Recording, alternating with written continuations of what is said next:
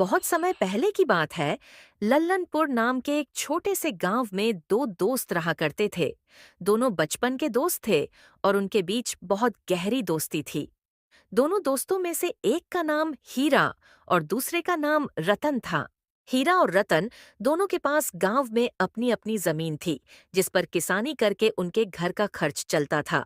हीरा बहुत परिश्रमी और मेहनती था, जो हर दिन सूरज उगने से पहले अपने खेतों में काम करने पहुंच जाता था।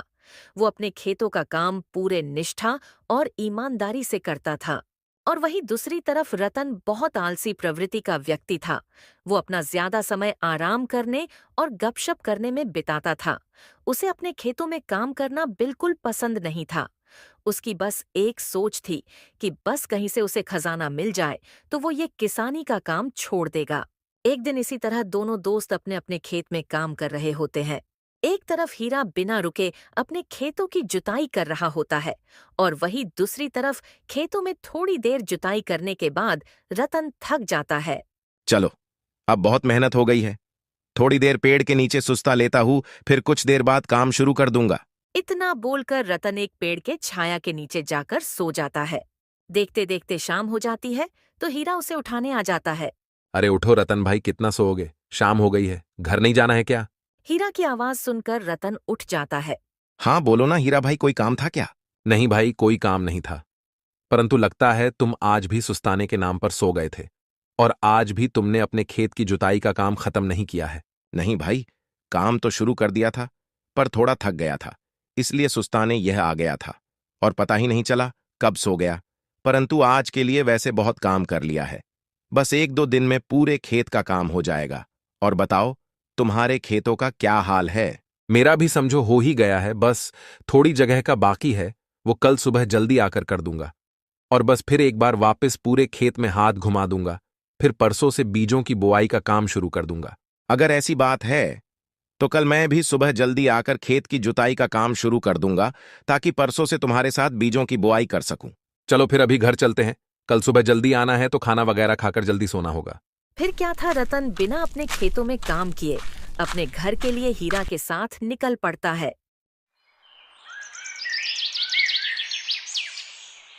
अगली सुबह हीरा जल्दी उठ जाता है और अपने खेत पर जाने से पहले अपनी पत्नी को आवाज लगाने लगता है।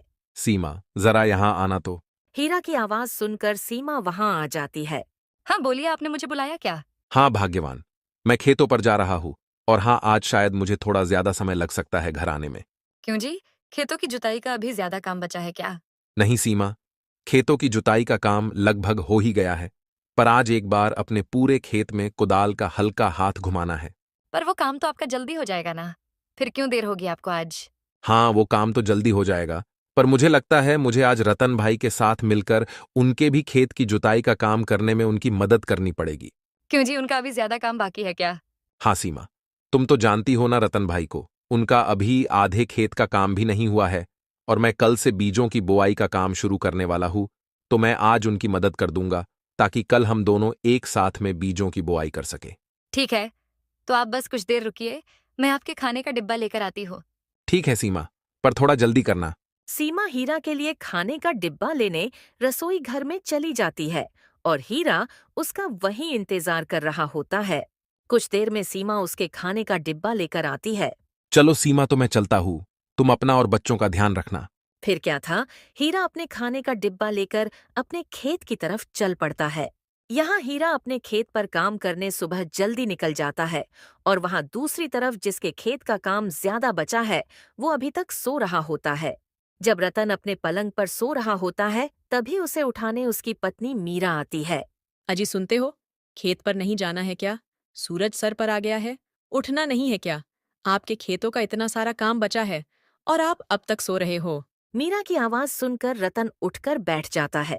अरे क्या हो गया भाग्यवान, इतना जल्दी क्यों उठा रही हो? क्या कहा आपने जल्दी? कुछ ही देर में दोपहर हो जाएगी। आज शायद आपको खेत पर नहीं जाना है। लगता है आपके खेतों की जुताई पूरी हो गई है, तभी इतने आराम से उठ रहे हो। खेत कहाँ भाग कर जाने वाले हैं, और काम की चिंता तुम क्यों कर रही हो? आज नहीं तो कल में हो ही जाएगा।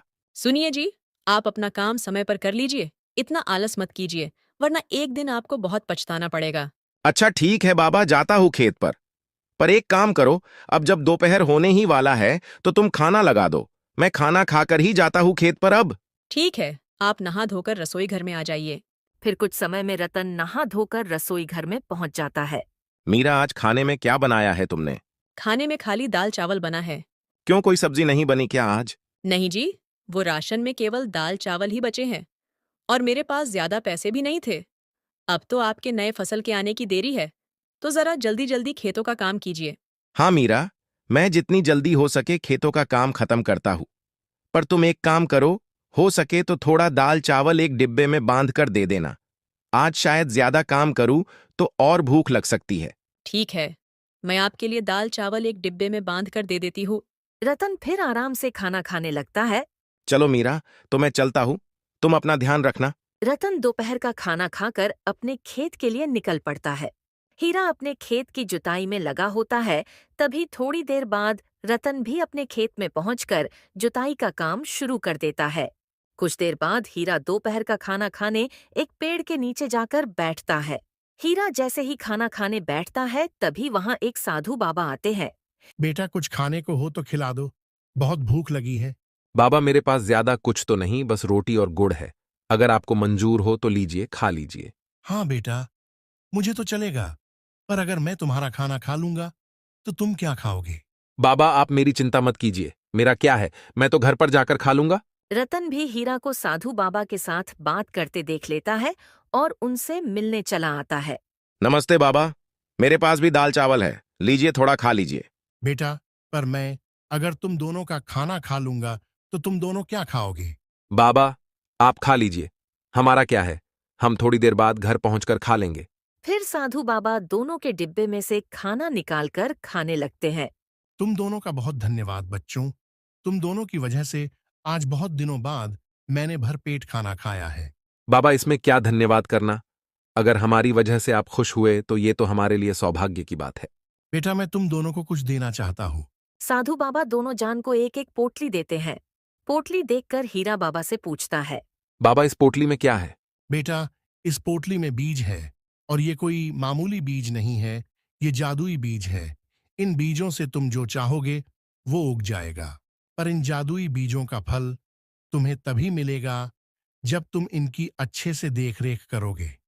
हाँ, और एक बात याद रखना, जो भी उगाना चाहते हो सोच समझकर उगाना, और इसका असली जादू तो तुम्हें तुम्हारी पहली फसल के बाद पता चलेगा। साधु बाबा की ये बात सुनकर रतन तो मन ही मन खुश होने लगता है। अब मजा आएगा, इन जादुई बीजों से मैं ऐसी चीजें उगाऊंगा जिनकी वजह से मुझे दोबारा किसानी करने की जरूरत ही नहीं पड़ेगी। जी बाबा, हम आपकी सारी बातों का ध्यान रखेंगे, और हाँ, इन जादुई बीजों के लिए आपका बहुत बहुत धन्यवाद। चलो बच्चों, तो मैं चलता हूँ। साधु बाबा वहां से चले जाते हैं और हीरा और रतन भी अपने अपने खेतों पर पहुंचकर जुताई का काम शुरू कर देते हैं। हीरा के खेतों की पूरी जोताई हो चुकी थी, तो वो अब रतन की मदद करने की सोचता है। चलो, मेरे खेतों की पूरी जोताई तो हो चुकी है, तो अब जाकर रतन भाई की मदद कर देता हूँ, ताकि हम कल दोनों मिलकर बीजों की बोआई कर सके। हीरा सीधा जाकर रतन के खेत में जुताई का काम करना शुरू कर देता है। देखते ही देखते दोनों पूरे खेत की जुताई कर देते हैं। हीरा भाई, तुम्हारा बहुत बहुत धन्यवाद, तुम्हारी वजह से मेरे भी खेत की जुताई हो गई। अब कल मैं इन जादुई बीजों की बोआई कर दूंगा। इसमें धन्यवाद कहने की कोई जरूरत नहीं है भाई, कल हम दोनों मिलकर अपने अपने खेतों में इन जादुई बीजों की बोआई करेंगे। हाँ भाई, कल तो बहुत मजा आने वाला है, पर भाई बाबा की बात याद है ना, हम जो चाहेंगे वो उगा सकते हैं। तो तुमने कुछ सोचा है या नहीं? नहीं भाई, मैंने ऐसा तो कुछ नहीं सोचा है, मुझे तो बस अच्छी फसल से मतलब है। हीरा की ये बात सुनकर रतन सोचने लगता है। भाई, तुम्हारा तो नहीं पता, पर मैंने तो सोच लिया है कि मुझे क्या चाहिए, और अगर मेरे खेतों में वो चीजें उग गईं तो मेरा तो जीवन सफल हो जाएगा। क्या हुआ रतन भाई, कहाँ खो गए? याद है ना बाबा ने क्या कहा था, अगर हम इन्हें प्यार और मेहनत से सींचेंगे तो ये हमें बहुत कुछ देंगे। मैं तो कल सुबह जल्दी आकर इन्हें अपने खेत में बोने वाला हूं। हीरा भाई, परंतु ये तो जादुई बीज है ना, तो हमें इतनी मेहनत करने की क्या जरूरत है? मुझे तो नहीं लगता कि एक बार इनको बोने के बाद हमें इनकी ज्यादा देखभाल करने की आवश्यकता है। रतन भाई, परंतु साधु बाबा ने साफ साफ कहा था कि प्यार और मेहनत के बिना कुछ नहीं मिलेगा। और अगर तुम भी चाहते हो कि ये तुम्हें अच्छा फल दे तो तुम्हें इनकी अच्छे से देख रेख करनी होगी। ठीक है भाई, मैं बीजों को बोने के बाद इनकी अच्छे से देख रेख करूंगा। चलो फिर घर चलते हैं और कल सुबह जल्दी आ जाना। आज की तरह सो मत जाना। फिर क्या था, दोनों वहां से अपने अपने घरों के लिए निकल पड़ते हैं।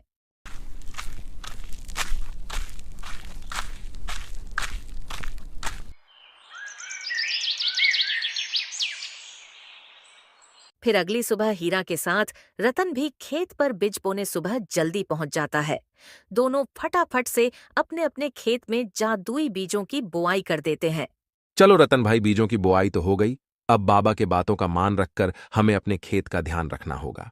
कल सबसे पहले हमें अपने अपने खेतों में पानी डालना होगा ताकि फसल अच्छी हो सके। तो आज की तरह कल भी सुबह जल्दी आ जाना। ठीक है भाई, कल मैं सुबह आकर अपने खेत में पानी डाल दूंगा। फिर क्या था, जादुई बीजों की बुआई के बाद दोनों अपने अपने घर चले जाते हैं। अगली सुबह हीरा आकर अपने पूरे खेत में पानी डालने लगता है, पर रतन अपने घर के बिस्तर पर आराम फरमा रहा होता है। रतन को सोते देख उसकी पत्नी उसे उठाने चली आती है। उठिए जी, आज तो आपको खेत में पानी डालने जाना था ना। मीरा की आवाज सुनकर रतन उठ जाता है। क्या हुआ मीरा, आज क्यों उठा रही हो? अब तो मैंने खेतों में बीजों की बुआई भी कर दी है। आपने बीजों की बुआई तो कर दी है, पर आप आज खेत में पानी डालने जाने वाले थे ना। नहीं मीरा, इस बार मुझे पानी डालने की जरूरत नहीं है, क्योंकि इस बार मैंने और हीरा भाई ने अपने अपने खेतों में जादुई बीजों की बुआई की है। क्या कहा जादुई बीज? मैं कुछ समझी नहीं। फिर क्या था, रतन मीरा को साधु बाबा वाली पूरी कहानी सुना देता है, जिसे सुनकर वो भी चौंक जाती है।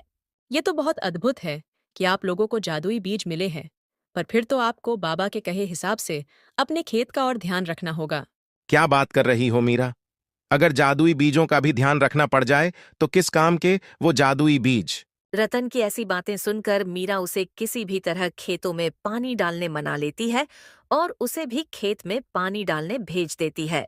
मीरा के इतना समझाने के बाद आखिरकार रतन अपने खेत में पानी डालने लगता है।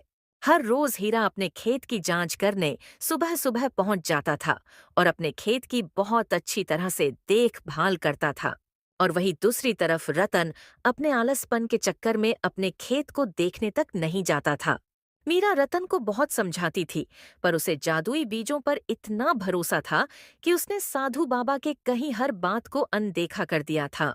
फिर कुछ दिनों बाद हीरा जब अपने खेत का जायजा लेने पहुंचता है तो देखता है उसका पूरा खेत फसल से भर चुका था। ये देखकर तो वो बहुत खुश हो जाता है। ये क्या, ये फसल तो समय से पहले ही उगाई है। लगता है ये सब जादुई फसल का कमाल है। हीरा फटाफट से पूरे खेत की फसल को काट लेता है। चलो, इस बार जादुई बीजों की वजह से फसल कुछ ज्यादा ही जल्दी हो गई है, तो एक काम करूंगा, कल फिर आकर पूरे खेत की जोताई कर दूंगा ताकि नई फसल की बुआई कर सकूं। पूरे गांव में हीरा की फसल सबसे पहले उग गई थी और जिस वजह से हीरा के खेत में जिस तरह फसल इतनी जल्दी तैयार हो गई थी, उसी तरह ये बात भी पूरे गांव फैल जाती है। फैलते फैलते ये बात रतन को भी पता चल जाती है। रतन को पता चलते ही रतन भी अपना खेत देखने पहुंच जाता है और अपने खेत को देखकर वो चौंक जाता है। ये क्या, मेरे खेत में तो अब तक कुछ भी नहीं आया है। लगता उस साधु बाबा ने मेरे साथ धोखा किया है। इसी बारे में बात करने वो हीरा के घर की तरफ चला जाता है। रतन जब हीरा से मिलने उसके घर की तरफ जा रहा होता है, तभी वो हीरा के खेत के पास से गुजरता है, जो उसके खेत से थोड़ी ही दूरी पर था, और वो हीरा के खेत में लहराते फसल को देखकर चौंक जाता है।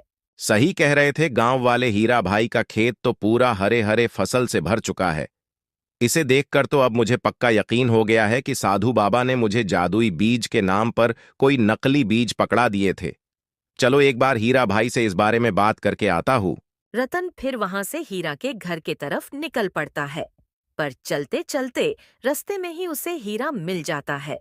रतन देखता है कि हीरा अपने साथ कुदाल लेकर जा रहा है। क्या हुआ हीरा भाई, फसल कटाई का सामान छोड़कर तुम खेत जोताई का सामान लेकर कहाँ जा रहे हो? भाई, मैं तो अपने खेत की फिर से जोताई करने जा रहा हूँ। रतन को इस बारे में नहीं पता था कि हीरा पहले ही अपनी फसल काट कर ले जा चुका है। भाई, पर पहले तुम्हें अपने खेत में उगे फसल को काटना होगा, उसके बाद ही तो तुम अपने खेत की फिर से जोताई कर पाओगे। रतन की ये बात हीरा को कुछ नहीं समझ आती है। क्या कहा रतन भाई, फसल और वो भी मेरे खेत में? हाँ भाई, मैं अभी तुम्हारे खेत के पास से आ रहा हूं, उसमें तो जमकर फसल तैयार हुई है। ऐसे कैसे हो सकता है?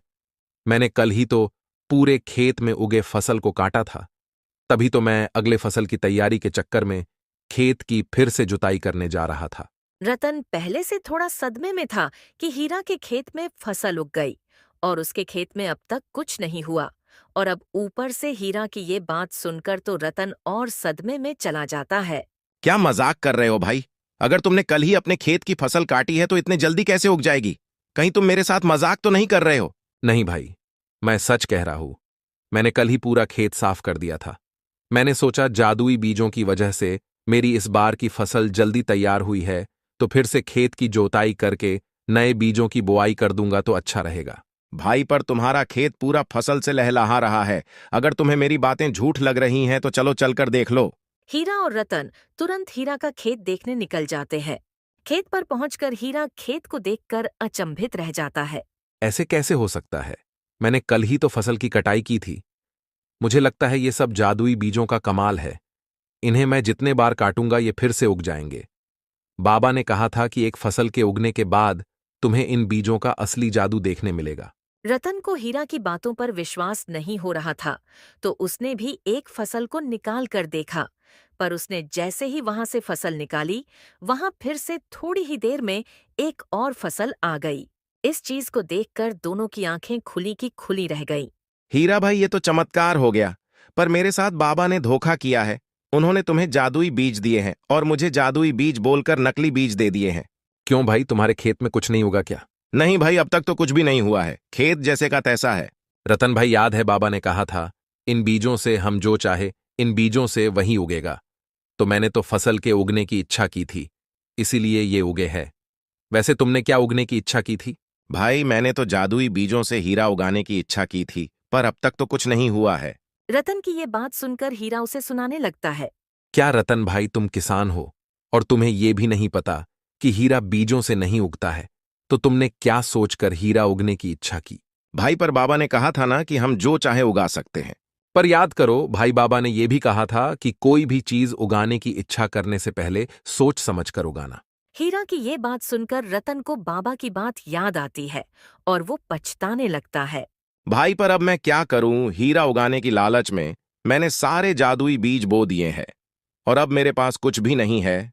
शायद मुझे अब फिर से साधारण बीज बोने पड़ेंगे।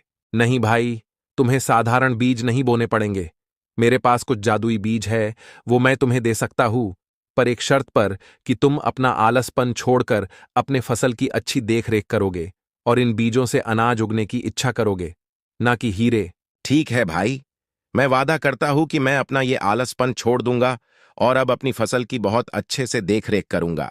तो दोस्तों, इस तरह अपने आलस और लालच के चक्कर में रतन ने अपने हाथ से इतना बड़ा और सुनहरा मौका खो दिया था। परंतु हीरा ने उसके सच्चे दोस्त होने का रिश्ता निभाया और उसकी मदद की। दोस्तों, इस तरह की और शानदार कहानियां देखने के लिए हमारे इस चैनल को जल्द से जल्द सब्सक्राइब कर लीजिए।